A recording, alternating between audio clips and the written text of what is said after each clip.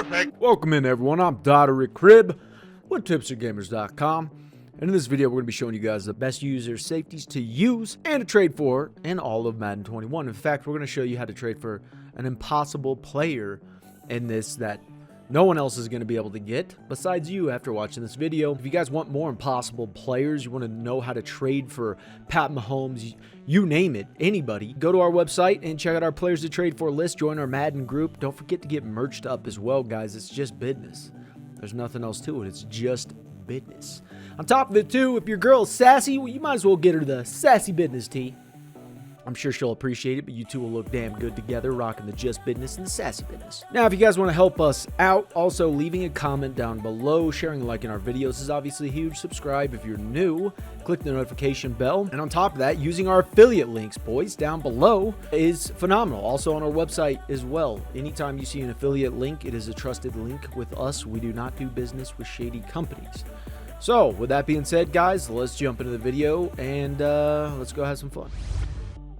So there's not many guys who actually made it onto our best safety list, best user safety list, for one reason or another, whether that was trade purposes, whether that's they'd be better somewhere else, whether that's they're injury prone, they're not fast enough, they won't sign good contracts. We wanted our list to really stand out from all the others. And with that being said, we had to give you guys content that was really going to work, and on top of that was going to last the sands of time. Our players on this list are not injury prone. Our players on this list are fast. Our players on this list can get the job done. And our players on this list will sign cheap contracts from here until the next at least 5 to 6 years. So these guys are guys that are going to last on your team, and these guys are going to actually make a difference. There's a lot of inflated bullshit that happens in Madden, whether that be inflated overalls, the guy's too expensive, whatever it is, that you really don't need. So we're happy to give you guys this list, and hope you guys enjoy this. So there are two guys that squeaked their asses onto the list, which is fantastic. It is Javelin Guidry and Chris Westry. Both of them have the E's in the last of their name, so it gives them +2 points for whatever reason. It's the rules. I don't make them up. I do, but I don't. 96 speed here, and both these guys are on free agency, so it's easy. You can pick them up. They're incredibly cheap. They're fast. They're non-injury prone. One of them has a decent personality, according to Madden, and the other one does not. But however, 96 speed, this guy's one of the fastest guys in Madden. Both these guys are not inflated with any attributes that really don't matter. Both of their awarenesses are a respectable 52. And when I say respectable, I like it being this low, especially on a player that I'm going to be using, due to the fact that I don't need my player to have an 80 overall awareness and make him $5 to $10 million more expensive for the exact same gameplay. Also, a lot of people try to go into the exact tackle, the hit power for safety, and all that stuff. And that's great and dandy, but it really isn't going to apply to Madden as much as you think. In fact, we took Tyreek Hill, put him at safety, and he ended up being the best safety in the entire game. We got his tackling up over times. Yes, he's not going to make every single tackle, but he slows the guys down for our defense to swarm and then to tackle him, gang tackle him, and that's a good game style. Now, Tyreek Hill's tackling was worse than these two guys. 59 is not too bad. 54 is not too bad. These guys will make tackles, and they're incredibly fast. Now, Chris Westry is huge, 6'4", 199 pounds, so he's a very, very big guy. Now, going across the board at what's going to actually make a safety successful, obviously, I'm looking at injury and stamina as well. These guys are going to be incredibly cheap, but you need them to last long, regardless of them being cheap. So, a 90 injury, 94 there. Toughness, not so much. Javelin's going to yelp at times. He's a yelper with that 80 overall toughness. He's not going to yelp very much with the 90 toughness. Stamina's a 92 there and a 90 there. Apparently his personality, this guy's a goddamn angel, is what he is. He's helping grandmas across the street. Chris Westry, not so much. He's passing on him. He's hungry. He's a big guy. He's got to go get a meal. He's not going to touch, help the grandma across the street. That's according to Madden, not me. So, of course, you're going to have a lot of people out in the Madden community, a lot of people that you talk to. They're going to be talking about why not use Dante Jackson? Why not use Denzel Ward? Why not use some of these guys who are high overall? Well, there's no real point to use the guy who's a high overall for user play, okay? It's up to you to get the job done. In fact, we've used multiple wide receivers at free safety and strong safety, and they did phenomenal. You're talking Tyreek Hill, you're talking Mecole Hardman, you're talking a lot of those guys who have catching. They're going to get you a lot of picks. They're going to get you a fair amount of tackles just because of their speed alone, even if their tackling is a little bit lower. So I'm not going to take away Denzel Ward from getting more production. He's going to be a far better cornerback in the CPU's hands than he's going to be in user play in my hands, because I'm going to do basically the exact same stats with Denzel Ward as I would with Javelin Guidry on the free agency. So no point in really taking him out of my gameplay and using a guy who's just too good. A guy who's an oh shit. This is a guy who's an oh shit, Chris Claybrooks. If everyone in your franchise watched this video and you have no one left, this is a guy you pick up because he's an 83 speed or 83 injury. It's not going to last long. He's the lowest we'll allow, because an 85 injury is really what I'm looking for. Anything below that, I just don't want to waste my time on it. So this guy's considered our oh shit on the list. But moving on up, we're going to go for Keon Crossan. Now, Keon Crossan is obviously a cornerback. Moving him to safety is going to be the name of the game here. So cornerbacks are usually faster than the safeties. It's just how they work. In Madden, that's just what they do. I would go for a yellow interest halfback here. It's very, very simple. He's a 69 overall. He's not bad. He's got decent injuries, stamina, and all that stuff. You picked him up. You got a little bit of an extra pick with him as well. Move him over, and you're going to have a fantastic guy. And if we just want to quickly go over his stuff, we could go over it very fast. Obviously, this guy is incredibly fast. His COD is ridiculous at a 94. He's very, very loose in the ankles. This guy is impressive in a lot of different ways. His injury is an 89. His stamina is an 88. So he is impressive. He's going to get the job done. He's going to feel great. You're going to really enjoy this guy. In fact, you're going to sign him incredibly cheap too. I'd release him out of his contract here, and I'd re-sign, renegotiate now.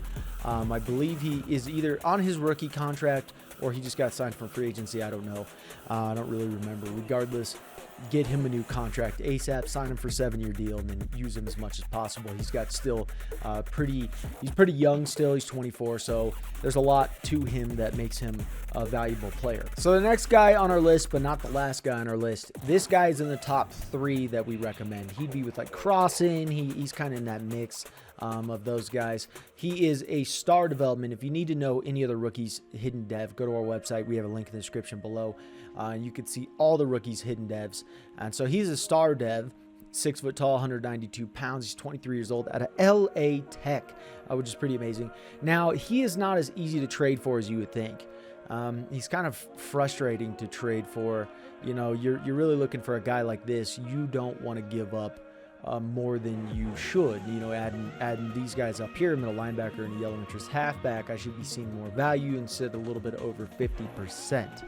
So I need to do the SAT. I need to make him, you know, more tradable. I need to profit off the trade, and that's really what I need to do. So let's profit from this trade. Let's pick him up, but also profit from this trade and show you guys how to get him onto your team. Very easy. So, of course, we got to show you guys added bonus content and show you guys how to get some of these other cornerbacks, too, to really excel on your guys' franchise. So, we're using a tight end that's a 68 overall, halfback, 73 overall, yellow interest. Tight end even showed red interest on this. And we got it to go through from McCourty and J.C. Jackson. Then you want to take Jason McCourty. You want to take him to the Chiefs, trade him to the Chiefs for their first, fourth, and a fifth round of next year, or whatever you guys could get for the team that you're trading with. And the whole thing is profiting. I want to profit off of the trades that I'm doing. So although I am doing the SAT, I need to profit from doing the SAT. So I got McCourty for incredibly cheap, and now I'm even profiting even more by getting a first, fourth, and a fifth on top of the SAT. Okay, so now that I stacked him, okay, which is what the SAT is, let's go back. I stacked him onto the team, which pushed down Snead even farther. That's why we call it the stack. Now we're going to do the trade aspect. So it actually lowered the value into the Chiefs' mind because they had McCourty. Now McCourty is going to be a little bit harder to trade for. However, this time I would add up the halfback and the middle linebacker this time, and it's going to get accepted. That's really my going rate, so that's why I did it. Trading for McCourty, I know I can profit off trading for McCourty by trading him to the Chiefs, so the first, the fourth, and the fifth, moving on up the ladder. And now I still got Snead. It's just how I work it, and I smidge the CPU. Also, if you are having issues with trading with the Chiefs, look to get Swanson off their team, or look to get Fisher, their left tackle. It saves a lot of their cap room, and it'll allow you to trade with them. The players that we used were right within their cap room, so we were able to make the trade go through. And we also wanted to make sure that the guy we were trading to him in the stack and trade was not super expensive, was going to ruin it, and that's why we chose McCourty. There's other guys you could use, but McCourty is the best guy to use in this situation. You also can use safety, so think outside the box. However, if you're having any issues, make sure to go for the left tackle Fisher, pull him off the team. It's not like the SAR. You don't have to keep him at a 53-man roster, or get Swartz in their strong safety, pull him off the team, and you guys will be fine. And also, guys, if you do use Eric Fisher, you do have to pull Eric Fisher off the Chiefs, trade him to the Vikings for their first-round pick of 2022, and they'll smeed you at the end. And what you do is you just give them like a 6th or a 7th on top of giving them Fisher for that first-round pick, and it'll go through no problem. And that's another way to profit from trading with the Chiefs. Always thinking about profiting. Now, the last and final guy on our list is our boy Troy Apke. This is a guy I'm going to first. His speed is phenomenally rounded. 94, 95, and a 94 agility.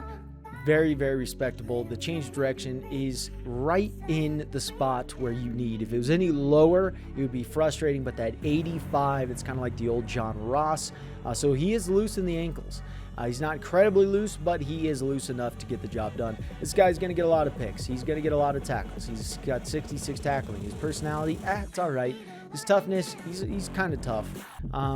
Stamina is an 86, which isn't great, but you can't see the injury on the safety, so you have to go to ratings here. And then you can see the injury there is at a 92. He's a team player. He's aggressive, play ball tendency, high motor, and he's balanced. In the penalty situation, whether he's going to cause a lot of penalties and be an asshole on the field, we'll see. But this guy is a guy that I really like to go for just because of the rounded speed. He's incredibly easy to trade for. I mean, I'm going to just try to trade for him for whatever I can, which would be a halfback. So I just used one I got off the free agency, which is a green interest here. At this point in time, you could probably even go a little bit higher. You could add some guys on. The football team is not the hardest team to trade with, so you can really get creative and try to bring some of these other guys on, or you could simply just go for a draft pick, go for a 3rd round, something of that nature. And then here it's Smeege Warfare. I want to get 100% of my value, so that's how I'm going to work it. I walked out with the 5th round pick using Juice. Now, you don't even have to use Juice or Geis, whatever his name is. You don't have to use him. You could use him with a lower overall and get him easy. However, he's easy to trade for. He's going to get the job done. We hope you guys like this list. Make sure to share and like our video. Subscribe if you're new. Make sure to head to our website. Follow us on all of our social media platforms. Get merched up, guys, and have a damn good day. Take it easy, boys.